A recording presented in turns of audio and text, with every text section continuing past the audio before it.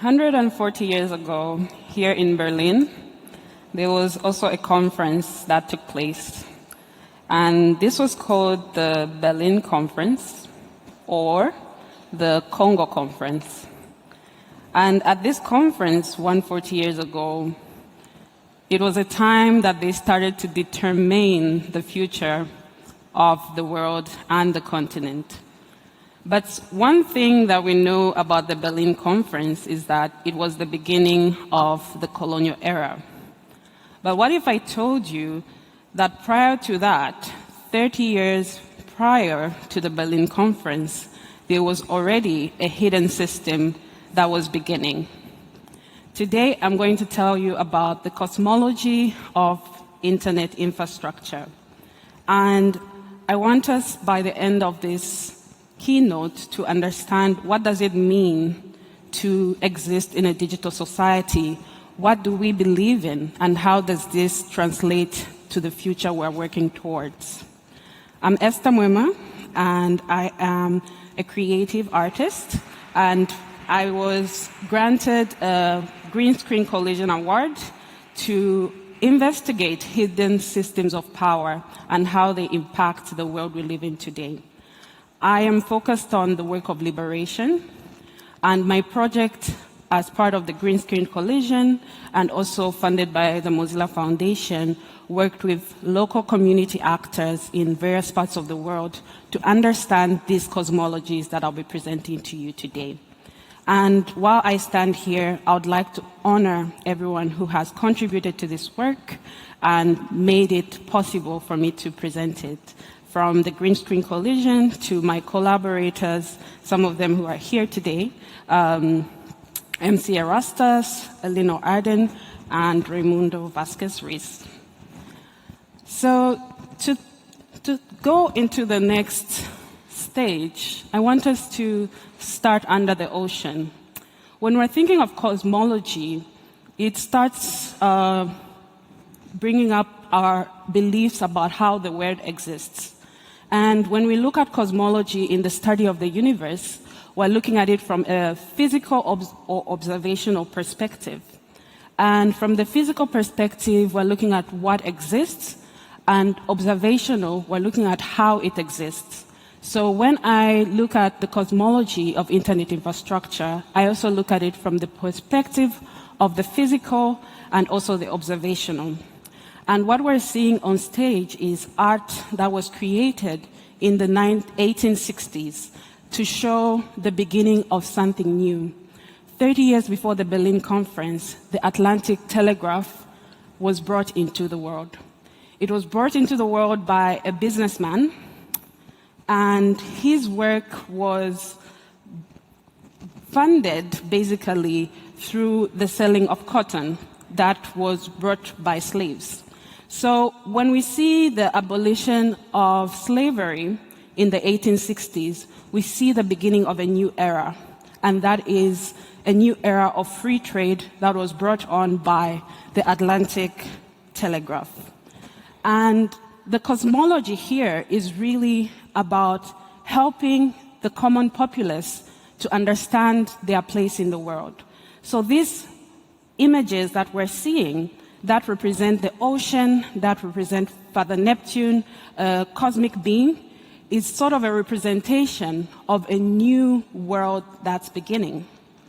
And we see in this image from the 1860s, Father Neptune blessing Uncle Sam, representing America, and Britannia, representing Britain. So even though at that time not many people could read, the cosmology was already existing, and it was already being translated to people that we are going to dominate the world. And the Atlantic Telegraph, one of the messages was that the Atlantic Telegraph will be used as an instrument for civilization, for religion, and for the spreading of peace across the globe. Now imagine what life was like in the 1860s, just after the abolition of the slave trade. And now there was a new system of power that was coming into being because slavery was no longer profitable. We see the Atlantic Telegraph as the first signal of infrastructure being used as an instrument to push forward empire's agenda. And with the empire, really, it was about using the telegraph for policing and disciplining different colonies. The goal of the telegraph, the Atlantic Telegraph in this case, was so that the empire's henchmen or people or leaders could use it to send messages back and forth about repression or uprisings. So at this time, even with the inception of the telecommunication system, it was really about making sure that they can control and dominate their colonies, who were formerly the enslaved spaces. And we see more cosmological imaginations from that time, and they show the Atlantic Telegraph here as the eighth wonder of the world. And if you look closely at this cosmology, you see a lot of symbolism, and you see a lot of key persons that were involved, mainly from the US, the United States, and from Britain. So we see a dominion of the ocean, where the people, the empire, now sees that we have control over the ocean, and we've been blessed by the cosmic powers to dominate the world. And this is where religion also plays a key role, because even with their belief was that they were blessed by the divine beings to dominate the seas. And that's why we see Father Neptune appearing quite a lot in this imagery. And we also, Father Neptune in this case is not only just a symbolic being, because at that time, Abraham Lincoln also had a major of the sea who he nicknamed Father Neptune. So it was really about conquest. But it's not just about the imagery, it's also about the reality. So in my work on the cosmology of internet infrastructure, I worked with Eleanor Arden, and she went to the United Kingdom and went through archives. And this is an archive that she found from the 1800s. In the 1800s, there was a map showing the telegraph cables connection surrounding the African continent.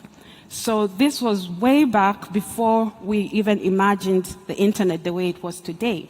So communication systems have always been used as an instrument for control. But why does this matter? Why does it matter at all? So if you look to my left, you'll see this is the map of Africa, and around it is the longest undersea cable today, Code to Africa, that is owned by Meta with a consortium. And if you look to my right, this is a map from 1730 that shows the telegraph cables from that time. So what I'm presenting to you is that the past and the present are connected. And it's not new when we're seeing big tech having the power that it has today, considering this colonial history. Much more than that, it's not only that similarity, there's also the West Africa Telegraph Company.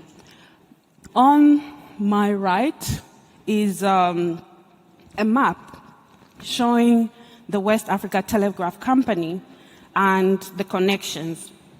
And on my left, we'll see Equiano.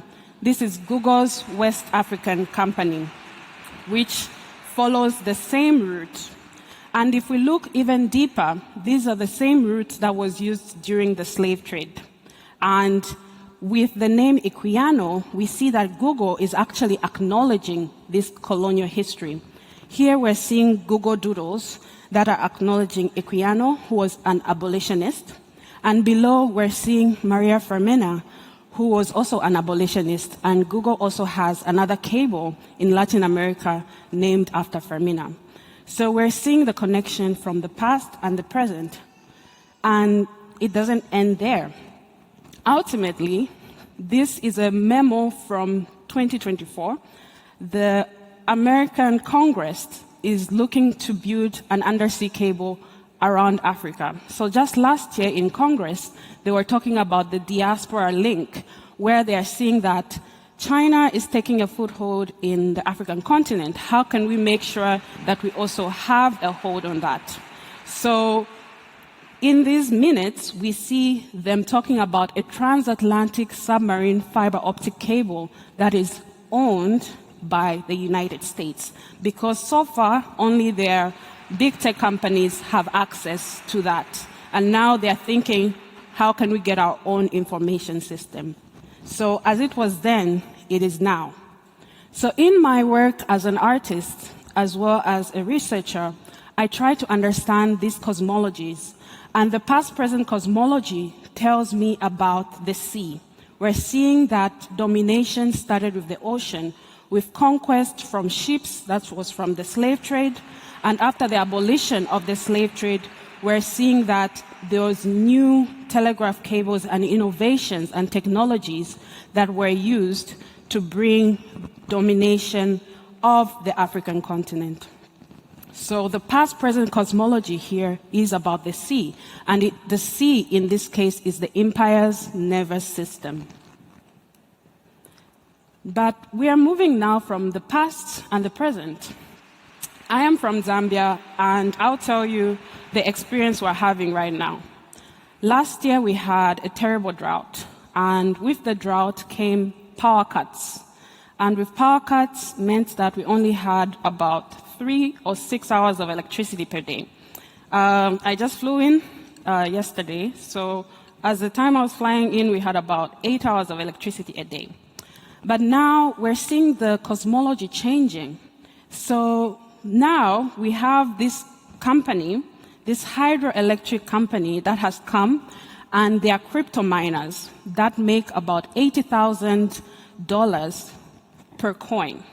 And to mine a coin, it takes about 10 minutes. So crypto miners have seen a loophole or a gap. And so they have brought their infrastructure to get hydroelectricity from Zambian companies. And in that, they are saying that we are going to give the excess of this electricity to the rural community there. And so they posit themselves as service providers while they are making a lot of money. So the push for infrastructure and domination continues, where we see a foreign company can easily come and mine crypto while local residents do not have access to electricity.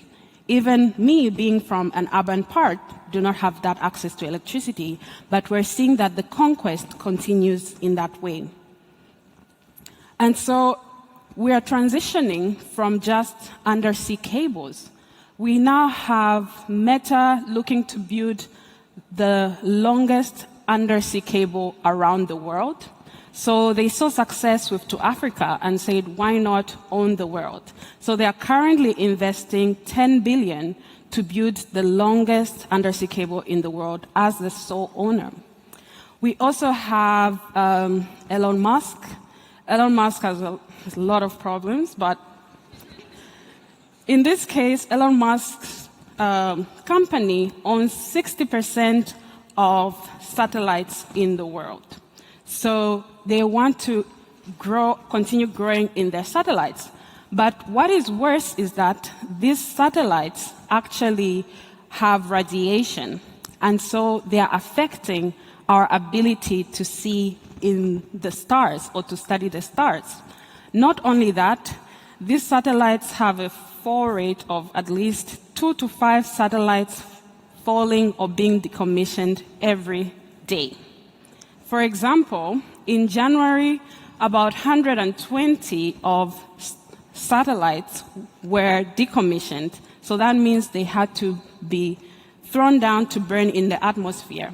And as they burn in the atmosphere, they release radiation.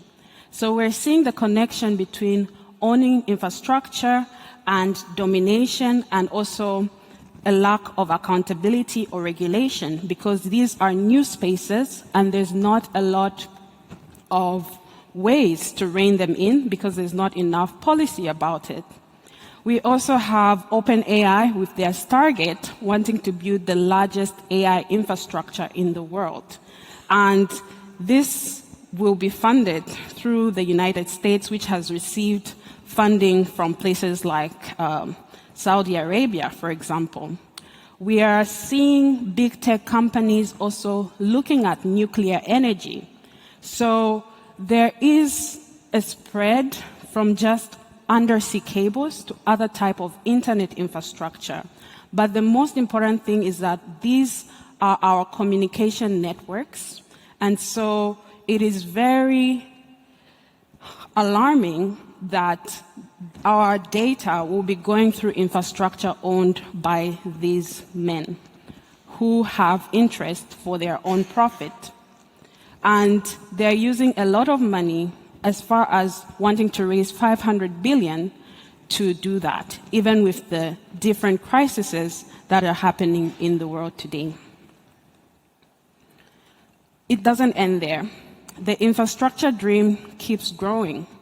So if someone wants to build the largest undersea cable in the world, what do they need? They need copper. What do they need? They need critical minerals. And we're seeing the United States now changing its strategy by offering countries like Ukraine and Congo DR, who have been plagued with war for many years, and saying, we will help you and give you peace for minerals. So we're seeing that shift again, where they want to extract from their former colonies, but this is now in a new way where they now want to go elsewhere, to the stars. So in my artwork, I really want to show that there is a connection between the land and the dreams we have for the future. So the transitory cosmology is connected to land. It's connected to the copper that lines the fiber optic cables, the undersea cables that we use. That copper comes from countries like mine, Zambia, and who benefits from it? It's definitely not the people. So we're seeing a lot of infrastructure being built, but not a lot of concern about the impact it will have on our society and on people. So as an artist, my role is to make this work really understandable to the layman who's not in tech. And using art also allows me to bridge that gap. And the thing about cosmology is that we start to see that these things that are happening are not random events. They're not isolated, but rather they're all part of an ecosystem, which I'll talk about more. So we move from the transitory cosmology, which we are living in now. What we do today is going to affect how we live in the future.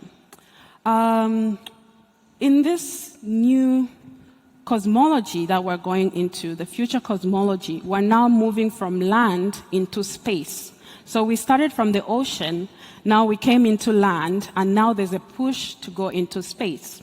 I read The Parable of the Sower by Octavia Butler, and in this book, the main character talks about Earthseed. There is a great crisis in the land they're living in, the United States, and so Olamina decides to create a new religion. And in this new religion, the destiny of people is to go into the stars. So we're seeing the same rhetoric.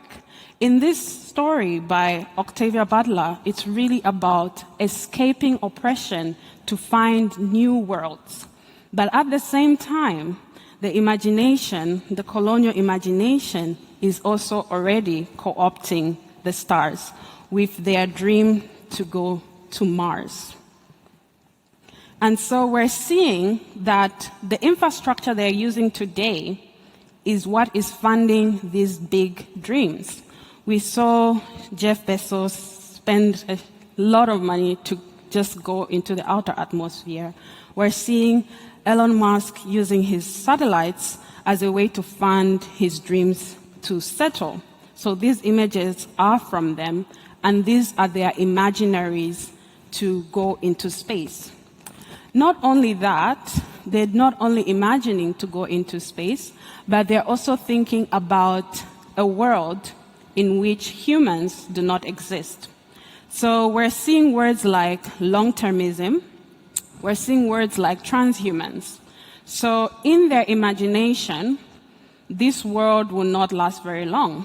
But in their science, they say the sun will last as long as 500 billion years. So how can we ensure that future people exist? So their imagination is thinking, if we don't exist on this planet anymore, well, maybe our brains will be able to exist in the future. And they call this galaxy brain. And so they're working to heavily invest in AI, which takes resources from local communities to be able to fuel these data centers so that they can be able to put their imagination into this AI so that in the long run, they'll build artificial general intelligence, or AGI.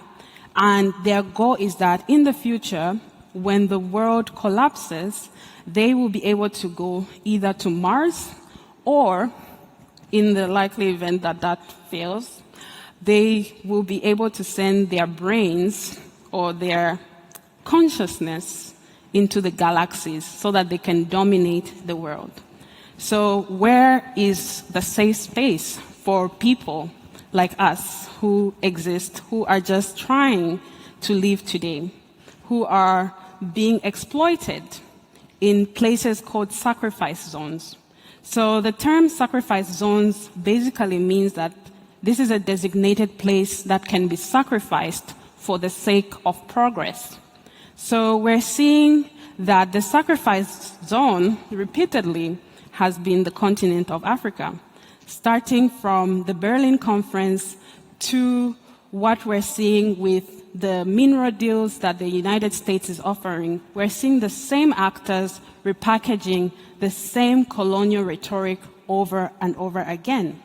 And once they're done building their dreams, they'll say they are the futurists, while the rest of the world can be sacrificed so that the best 1 million people who are probably white or live in Silicon Valley will be able to go to space or survive when there's climate disasters.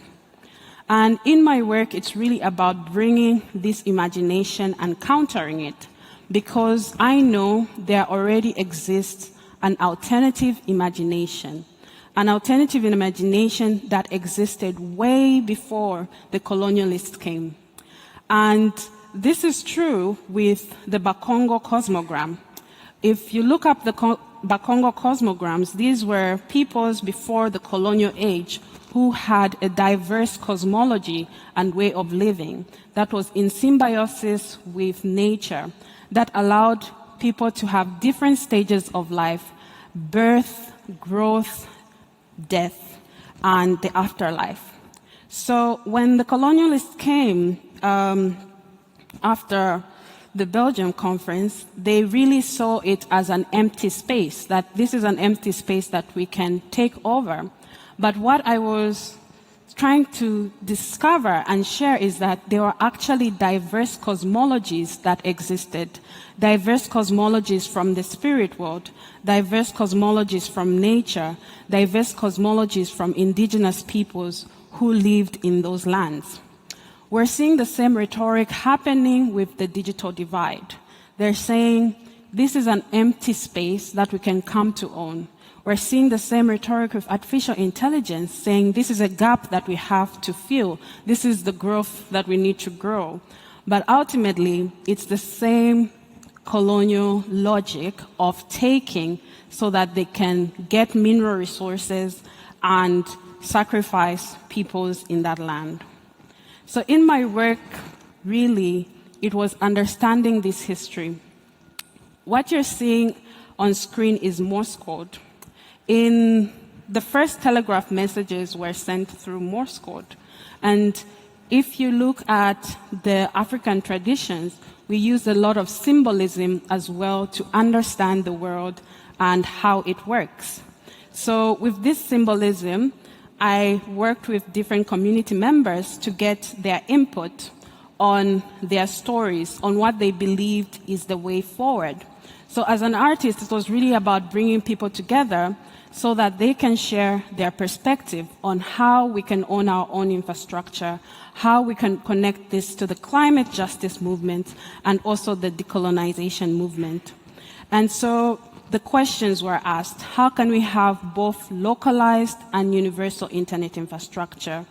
Do we want Google here? Do we want Meta here?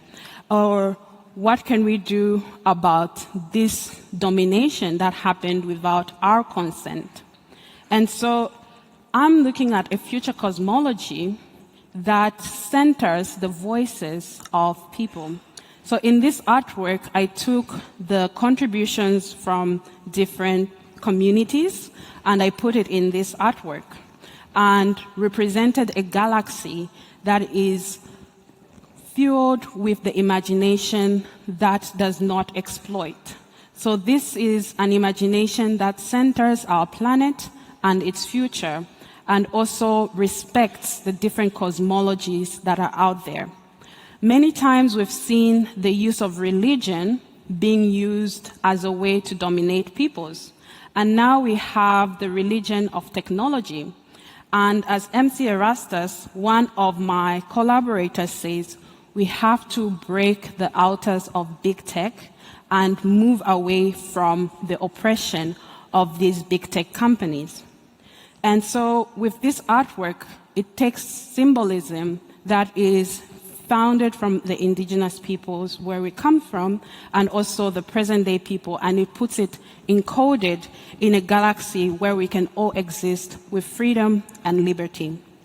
So this work is something that is part of my project with AfroGrids, and you can take the QR code to access AfroGrids and also read the full chapters of the cosmology of internet infrastructure. I'll leave that for a few seconds. So basically, what my work is trying to do and what the communities I'm working are trying to do is to bring in a different imagination that does not corrupt or take from others. And there's work that is being done on Cosmo Ubuntu that looks at it as we can make the internet work for us, but we shouldn't work for the internet or the people that govern it. Ultimately, today, we stand here in Berlin and we're saying, why does this matter to me? But ultimately, the continent that I'm coming from, Africa, the effects of what we're seeing today started here in Berlin, and the effects are reverberating into even the future. So we all have a role to play, and these things are all connected, because whatever you use, whether it's green technology, but it takes resources from my land, then ultimately you're also contributing to that logic, saying we can sacrifice a few for your personal dreams, or we can sacrifice the many for profit of the few. So this cosmology that I'm looking at, that I'm working towards, is a cosmology where the supply chain does not involve children, and children do not have to die in order for us to have flashy images. This is a cosmology where we can choose to exist disconnected if we want, and we can live a life with freedom and liberty to choose our digital identities and not have them go through infrastructure that is owned by big tech. Thank you for coming.